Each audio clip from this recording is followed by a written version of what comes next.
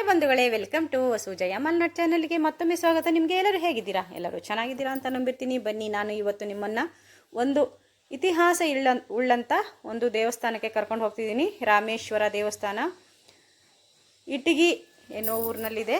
ಇಟಗಿ ಅಮ್ಮ ಊರಿನಲ್ಲಿ ಇದೆ ಈ ರಾಮೇಶ್ವರ ದೇವಸ್ಥಾನ. ಪ್ರಸಿದ್ಧವಾದಂಥ ಪುರಾತನ ಕಾಲದ ದೇವಸ್ಥಾನ, ಕಲ್ಲಿನಿಂದಲೇ ಮಾಡಿದ್ದಾರೆ. ಇದು ದೇವಸ್ಥಾನ ಸಿದ್ದಾಪುರ ತಾಲೂಕು, ಉತ್ತರ ಕನ್ನಡ ಜಿಲ್ಲೆ ಸಿದ್ದಾಪುರ ತಾಲೂಕಿನಲ್ಲಿದೆ. ಎಂಬ ಊರಿನಲ್ಲಿ, ಇಟಗಿ ಎಂಬ ಊರಿನಲ್ಲಿದೆ. ಸಿದ್ದಾಪುರ ತಾಲೂಕು, ಉತ್ತರ ಕನ್ನಡ ಜಿಲ್ಲೆ.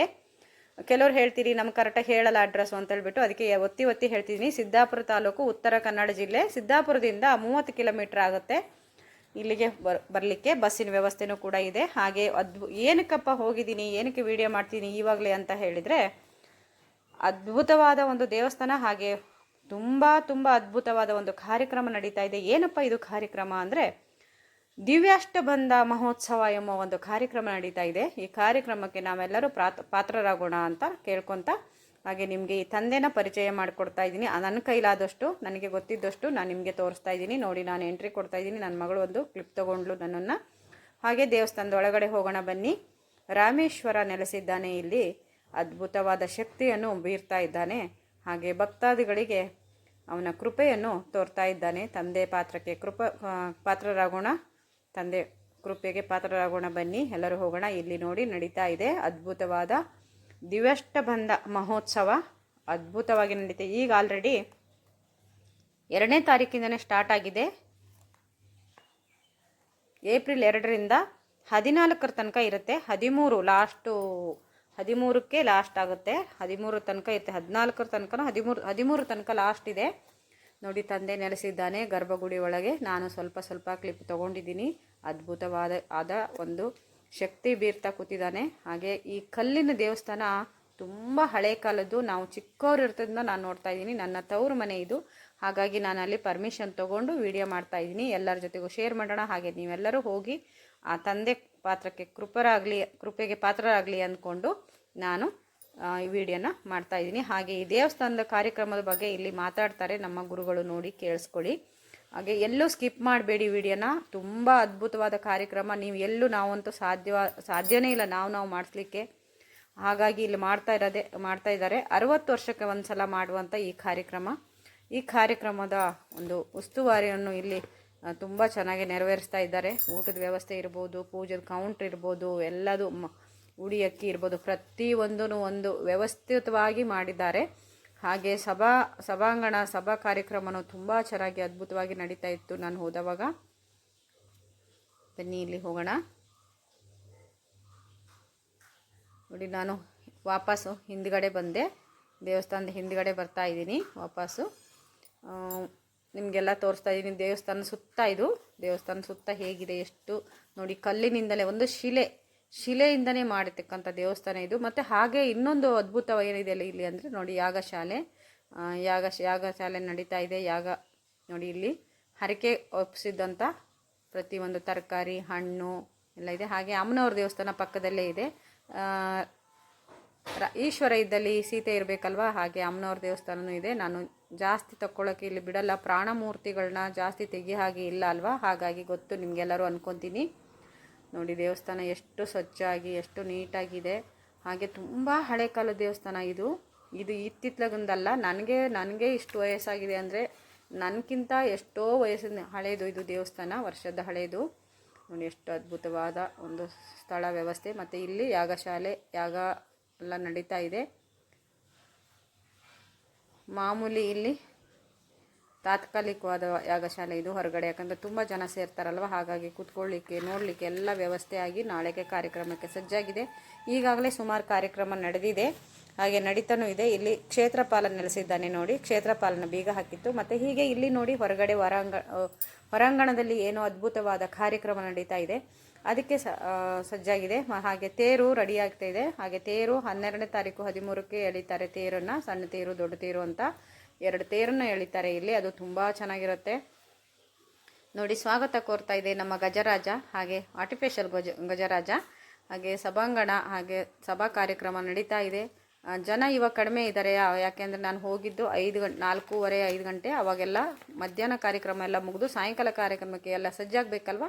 ಎಲ್ಲ ಮತ್ತೆ ಬರಬೇಕು. ಸ್ವಲ್ಪ ಸ್ವಲ್ಪ ಜನ ಇದ್ದರು, ನನಗದು ಖುಷಿ ಆಯಿತು. ಯಾಕೆಂದರೆ ಜನ ಇಲ್ಲದಾಗ ತೆಗಿಲಿಕ್ಕೆ ಕೆಲವರು ತೆಗೀಲಿಕ್ಕೆ ಬಿಡಲ್ವಲ್ಲ, ಹಾಗಾಗಿ ತುಂಬ ಖುಷಿ ಆಯಿತು. ಹಾಗೆ ಸಭಾ ಕಾರ್ಯಕ್ರಮ ನಡೀತಾ ಇತ್ತು, ಭರತನಾಟ್ಯ, ಭಾಷಣ, ಹಾಗೆ ದೇವ್ರ ಬಗ್ಗೆ ದೇವ್ರ ಕುರಿತು ಪ್ರವಚನ ಎಲ್ಲ ನಡೀತಾ ಇತ್ತು. ತುಂಬ ಚೆನ್ನಾಗಿತ್ತು. ನಾನು ಒಂದು ದಿನ ಇನ್ನೂ ಹೋಗ್ತೀನಿ. ನಾನು ನೀವೆಲ್ಲ ಇನ್ನೂ ಬರಲಿ, ಇನ್ನೂ ಒಂದು 4-5 ದಿನ ಕಾರ್ಯಕ್ರಮ ಇರೋದ್ರಿಂದ ಈಗ ಎಲ್ಲ ಕಾರ್ಯಕ್ರಮದಲ್ಲೂ ಭಾಗವಹಿಸ್ರಿ ಅಂತ ಹೇಳಿಬಿಟ್ಟು ಕೇಳ್ತಾ ಇದ್ದೀನಿ. ಎಲ್ಲೂ ಸ್ಕಿಪ್ ಮಾಡಬೇಡಿ. ಇನ್ನೂ ತುಂಬ ಚೆನ್ನಾಗಿ ಅದ್ಭುತವಾದ ವಿಷಯ ಇದೆ ಇಲ್ಲಿ ಬರ್ತಾ ಇದೆ. ಇವಾಗ ನಾನು ಮಾತಾಡಿದ ಅಷ್ಟೇ ಸಾಕಾಗಲ್ಲ ನಿಮಗೆ, ಇಲ್ಲಿ ಬೇರೆಯವರು ಮಾತಾಡ್ತಾರೆ, ನಮ್ಮ ಗುರುಗಳು ಮಾತಾಡ್ತಾರೆ ನೋಡಿ, ನಮ್ಮ ದೇವಸ್ಥಾನದ ವ್ಯವಸ್ಥಾಪಕರು ಮಾತಾಡ್ತಾರೆ.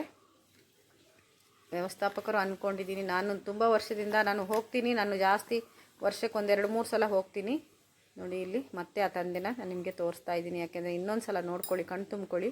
ನನಗೆ ಎಷ್ಟು ಸಲ ನೋಡಿದ್ರೂ ಸಾಕಾಗಲಿಲ್ಲ, ಹಾಗಾಗಿ ಮತ್ತೆ ಮತ್ತೆ ಹೋಗಿ ನೋಡಿಕೊಂಡು ನಮಸ್ಕಾರ ಮಾಡಿಕೊಂಡು ಕಣ್ ತುಂಬ್ಕೊಂಡು ಬಂದೆ. ಯಾಕೆ ಅಂದರೆ ಇಲ್ಲಿ ಅಷ್ಟು ಅದ್ಭುತವಾದ ಶಕ್ತಿ ಚಲನೆ ಇದೆ. ನಿಜವಾಗ್ಲೂ ಈಶ್ವರನ ಎದುರುಗಡೆ ಬಸವಣ್ಣ ಇರಲೇಬೇಕಲ್ವಾ, ಬಸವಣ್ಣ ಇದ್ದಾನೆ.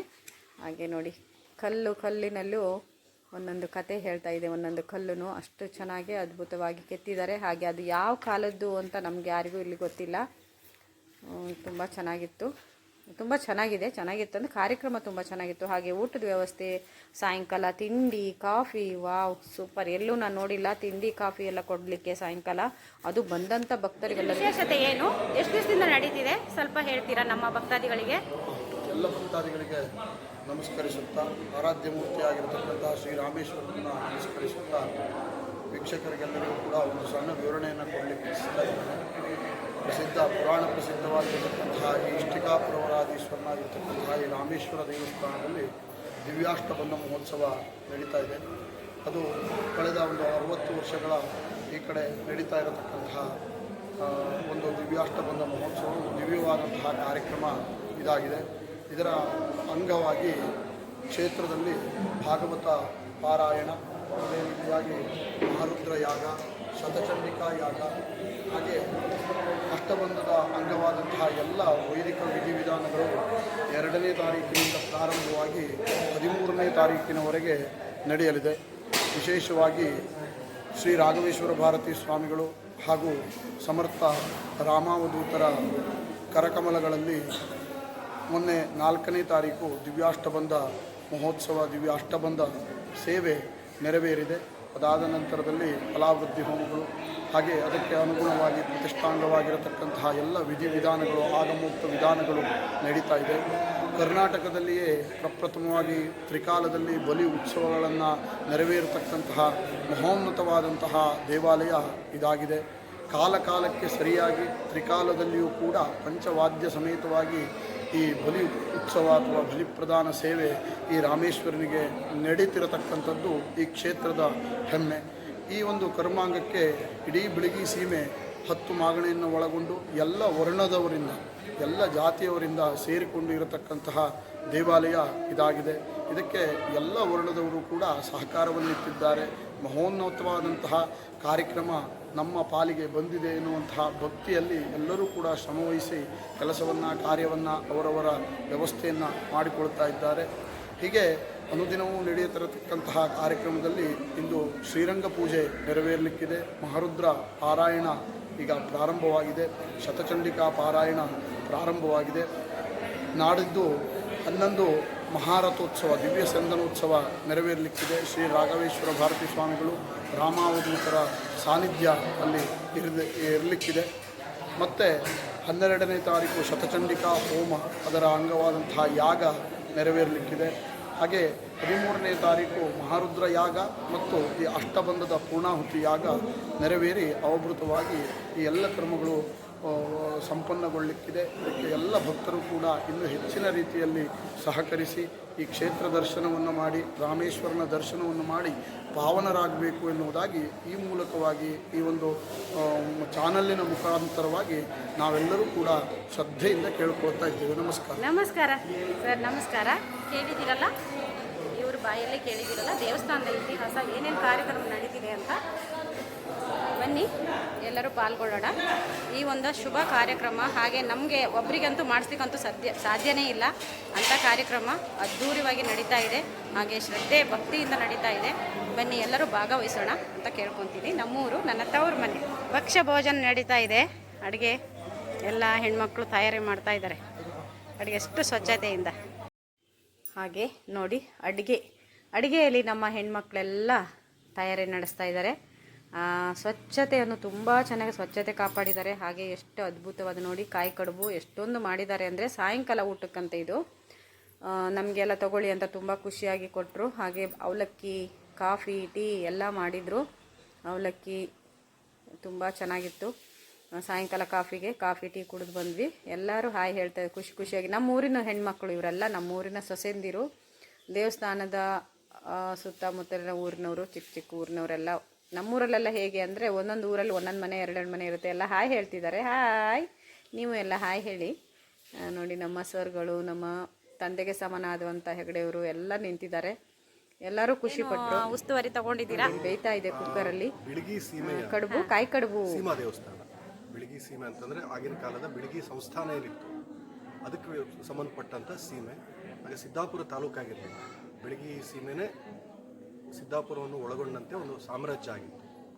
ಆಗಿನ ಕಾಲದಿಂದ ಅದಕ್ಕಿಂತ ಮುಂಚಿಂದನೂ ಕೂಡ ಇದು ಸೀಮಾ ದೇವಸ್ಥಾನ ಹೇಳುವಂಥ ಪ್ರಖ್ಯಾತಿ ಇದಕ್ಕಿದೆ. ರಾಜರ ಆಶ್ರಯ ಕೂಡ ಇತ್ತು. ರಾಜ ಗಂಟೇಂದ್ರ ಈ ದೇವಸ್ಥಾನಕ್ಕೆ ಉಂಬಳಿ ಕೊಟ್ಟಂಥ ದಾಖಲೆಗಳಿದೆ. ಅದು ನೋಡಿ ಹತ್ರನೇ ಇದಕ್ಕೆ ಆ ಒಂದು ಮಾನ್ಯತೆ ಇದೆ. 60 ವರ್ಷಗಳ ನಂತರ ಈ ಅಷ್ಟಬಂಧ ಕಾರ್ಯಕ್ರಮ ಬಹಳ ಅದ್ದೂರಿಯಿಂದ ನೆರವೇರ್ತಾ ಇದೆ. 1966 ಮೇ ತಿಂಗಳಲ್ಲಿ ಹಿಂದಿನ ಅಷ್ಟಬಂಧ ಆಗಿತ್ತು. 60 ವರ್ಷದ ನಂತರ ಇದು ಆಗ್ತಾ ಇರೋದು ಬಹಳ ವಿಶೇಷ. ಹಾಗಾಗಿ ಇಡೀ ಸೀಮೆಯ ಎಲ್ಲ ಭಕ್ತರು ಸೇರಿ ಎಲ್ಲ ಒಂದು ನೀವು ನೋಟ್ ಮಾಡ್ಕೊಳ್ಳಿ, ಒಂದು ಸಮುದಾಯಕ್ಕೆ ಸೀಮಿತವಾದ್ದಲ್ಲ. ಎಲ್ಲ ಸಮುದಾಯದವರು ಈ ಸೀಮೆಗೆ ಸೇರಿದಂಥವ್ರು, ಎಲ್ಲ ಜಾತಿಯವರು, ಎಲ್ಲ ಧರ್ಮದವರು ಸೇರಿ ಈ ಕಾರ್ಯಕ್ರಮವನ್ನು ಮಾಡ್ತಾ ಇದ್ದಾರೆ. 13 ದಿವಸಗಳ ಕಾಲ ನಿರಂತರವಾಗಿ ಈ ಕಾರ್ಯಕ್ರಮ ನಡೀತದೆ. ವಿವಿಧ ಧಾರ್ಮಿಕ ಕಾರ್ಯಕ್ರಮಗಳು ನಡೀತಾ ಇದೆ. ಅದರ ಬಗ್ಗೆ ನೀವು ಧಾರ್ಮಿಕ ಸಮಿತಿಯವರಿಂದ ಮಾಹಿತಿಯನ್ನು ತೆಗೆದುಕೊಂಡಿದ್ದೀರಿ. ಕಾರ್ಯಕ್ರಮದ ಪ್ರಯುಕ್ತ ರಾಘವೇಶ್ವರ ಭಾರತಿ ಸ್ವಾಮಿಗಳು 5 ದಿವಸಗಳ ಕಾಲ ಕ್ಯಾಂಪ್ ಇರ್ತಾರೆ. ಸ್ವರ್ಣ ಭಿಕ್ಷೆ ಇರ್ತದೆ, ಸ್ವರ್ಣ ಸಿಂಹಾಸನದ ಪ್ರದರ್ಶನ ಇರ್ತದೆ, ಸ್ವರ್ಣ ಪಾದುಕೆಯ ದರ್ಶನ ಇರ್ತದೆ. 3 ದಿವಸಗಳ ಕಾಲ ಗುರು ಭಿಕ್ಷೆ, ಗುರುವಂದನ ಕಾರ್ಯಕ್ರಮಗಳು ನಡೀತದೆ. ಆಮೇಲೆ ಹಾಸನದ ಬಹಳ ದೊಡ್ಡ ತಪಸ್ವಿ ಅವಧೂತರು ಅವರು ಕೂಡ ಈ ಕಾರ್ಯಕ್ರಮದ ದಿವ್ಯ ಸಾನ್ನಿಧ್ಯವನ್ನು ವಹಿಸ್ತಾರೆ. 13 ದಿವಸಗಳ ಕಾಲ ನಿರಂತರವಾಗಿ ಉಪನ್ಯಾಸಗಳು, ಸಾಂಸ್ಕೃತಿಕ ಕಾರ್ಯಕ್ರಮಗಳು ಇವೆಲ್ಲ ನಡೀತವೆ. ಜೊತೆಗೆ ಪ್ರಾಯಶಃ ಈ ಭಾಗದಲ್ಲಿ ಎಲ್ಲೂ ಆಗದೆ ಹೋದ ರೀತಿಯಲ್ಲಿ 13 ದಿವಸಗಳ ಕಾಲ ನಿರಂತರವಾಗಿ ಅನ್ನದಾಸೋಹ ನಡೀತಾ ಇದೆ. ಎಷ್ಟೇ ಜನ ಬರಲಿ, ಬೆಳಗ್ಗೆಯಿಂದ ರಾತ್ರಿವರೆಗೆ ಆ ಕಾರ್ಯಕ್ರಮ ಅದು ಕೂಡ ನಡೀತಾ ಇದೆ. ನೀವು ನೋಡ್ಬೋದು, ಇಲ್ಲಿ ಅತ್ಯಂತ ಸಂಘಟಿತವಾಗಿ ಸುವ್ಯವಸ್ಥೆ